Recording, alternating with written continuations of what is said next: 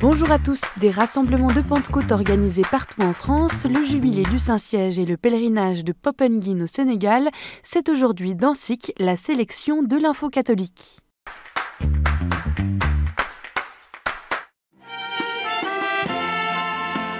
« 15 000 personnes étaient réunies ce dimanche au parc des expositions de Toulouse pour fêter la Pentecôte en diocèse. Autour du thème « Vous allez recevoir une force, celle de l'Esprit Saint ».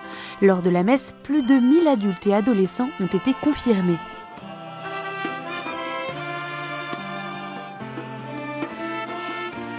Partout en France, de grands rassemblements diocésains ont été organisés ce dimanche, comme à Compiègne, Brest, Reims ou encore en Martinique, où le stade de Dillon était noir de monde.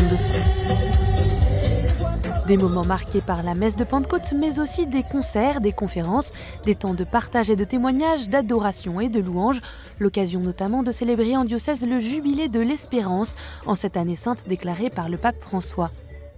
Et le diocèse de Vannes a lui aussi fêté son jubilé ce week-end à l'occasion du 400e anniversaire des apparitions de Sainte-Anne. Pendant 2 jours, le sanctuaire de Sainte-Anne-d'Auray a accueilli des fidèles venus de tout le diocèse, avec un village des associations, des danses bretonnes, des concerts et une grande messe de la Pentecôte, durant laquelle 85 adultes ont été confirmés. À Rome, la messe de la Pentecôte a réuni des dizaines de milliers de personnes sur la place Saint-Pierre. Dans son homélie, le pape Léon XIV, qui célébrait ses 30 jours de pontificat ce dimanche, a rappelé que l'Esprit Saint ouvre les frontières en nous, dans nos relations et entre les peuples. Devant l'exemple des nombreux cas récents de féminicide, le Saint-Père a exprimé sa douleur face à certaines relations humaines infestées par la volonté de dominer l'autre, qui débouche souvent sur la violence. Reprenant une phrase prononcée par le pape François lors de la messe de Pentecôte en 2023, Léon XIV a invité les fidèles à ne pas rester anesthésiés par l'indifférence et opprimés par la solitude, avant de conclure par une exhortation pour que l'esprit d'amour et de paix ouvre les frontières, abatte les murs, dissolve la haine. Plusieurs pèlerinages jubilaires ont été organisés à Rome en ce week-end de Pentecôte. Ce lundi, le jubilé du Saint-Siège a réuni environ 5000 employés du Vatican. Le pape a conduit une procession depuis la salle Paul VI vers la basilique Saint-Pierre.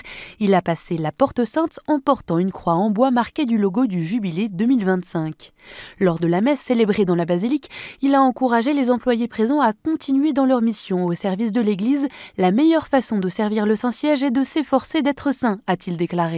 Plus tôt dans le week-end, ce sont les mouvements, associations et communautés nouvelles qui ont vécu leur jubilé. Samedi soir, 70 000 pèlerins venus d'une centaine de pays ont assisté à la vigile de Pentecôte. Le Saint-Père a exhorté ces mouvements à être toujours des lieux de fraternité et de participation, de rencontres et de spiritualité. Plus de 19 000 pèlerins rassemblés cette année avec une moyenne d'âge de 20 ans pour 3 jours de marche et de prière. Jamais il n'y avait eu autant de monde pour le pèlerinage de Chartres, le pèlerinage de Pentecôte organisé par l'association Notre-Dame de Chrétienté qui rassemble chaque année des milliers de catholiques attirés notamment par la messe tridentine. À leur arrivée dans la cathédrale de Chartres lors de la messe de clôture du pèlerinage, une démarche de consécration au Sacré-Cœur de Jésus a été proposée aux pèlerins à l'occasion des 350 ans des apparitions à Paray-le-Monial. Alors que la 3e conférence des Nations Unies pour les océans se tient à Nice du 9 au 13 juin, l'Église catholique dans les Alpes-Maritimes invitait à prier pour la création et en particulier pour la sauvegarde des océans lors de la messe de la Pentecôte en la cathédrale Sainte-Réparate à Nice ce dimanche 8 juin. Quelques heures auparavant, un rassemblement interreligieux organisé par la mairie s'est tenu au bord de la Méditerranée sur la plage du Centenaire, en présence d'autorités religieuses juives, musulmanes, bouddhistes et chrétiennes, parmi lesquelles Monseigneur Jean-Philippe Naud, évêque de Nice. Au Sénégal, 26 000 fidèles ont pris part ce week-end au pèlerinage marial de Popengine.